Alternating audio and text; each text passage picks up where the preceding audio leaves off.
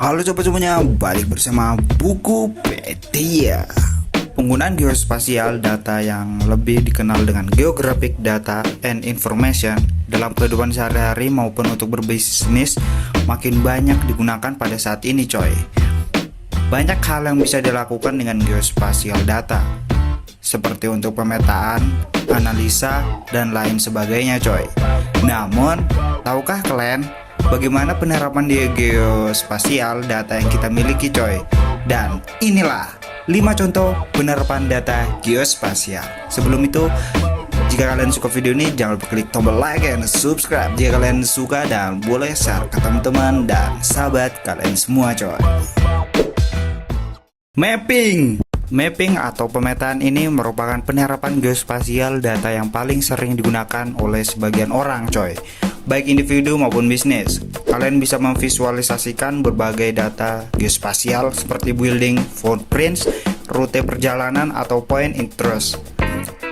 Mapping atau pemetaan data adalah langkah awal untuk melakukan penerapan geospasial data yang kalian miliki. Jadi kalian bisa mengunjungi kemana saja dengan menggunakan mapping ini coy. Set selection. Bila kalian seorang pebisnis atau pemilik sebuah perusahaan khusus retail, penerapan set selection ini sangat bermanfaat untuk kalian yang ingin melakukan ekspansi bisnis ke daerah yang kalian belum ketahui sebelumnya dengan mudah coy. Kalian dapat menggabungkan banyak dataset untuk divisualisasikan ketika ingin melakukan set selection, seperti consumer spending dan demographic di sekitar daerah tersebut dan lainnya coy. Namun ada beberapa hal yang perlu dipertimbangkan ketika kalian memilih membatalkan pilihan lokasi retail. Di mana kalian saat ini memiliki lokasi, apakah toko terdekat lainnya akan bersaing dengan kalian, atau mungkin dapat membantu kalian? Seberapa dekat kalian dengan tempat tinggal para pelanggan yang ingin kalian tarik? Lalu seberapa mudah akses situs kalian dari segi transportasi ke pelanggan target? Dan banyak pertanyaan ini bisa dijawab dengan menerapkan set selection coy. Begitu mudah dengan menggunakan set selection. Urban planning, yaitu teknik dan aplikasi ilmu data geospasial, dapat membantu jika kalian berada di pemerintahan atau sektor publik coy. Kalian dapat membuat keputusan atau community planning yang baik berdasarkan data mengenai lokasi bangunan, tempat tinggal orang, atau bisa saja kalian menggunakan untuk pergi dalam sehari dan menggunakan rute yang terbaik dan mengambil rute terbaik yang sampai ke sana.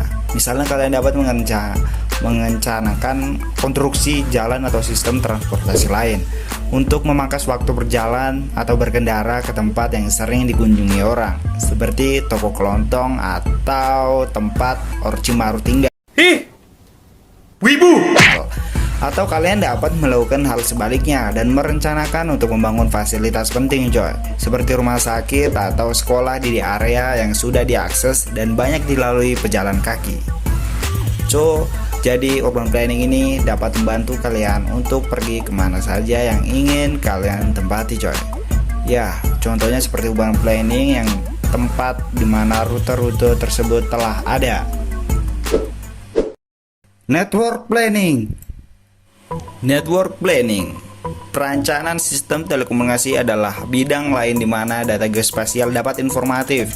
Misalnya data foot traffic dapat membantu penyedia merencanakan infrastruktur mereka di sekitar area tersebut di suatu lingkungan coy.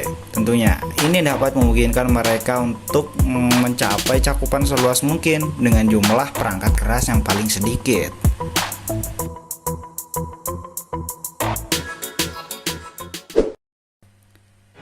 Risk assessment.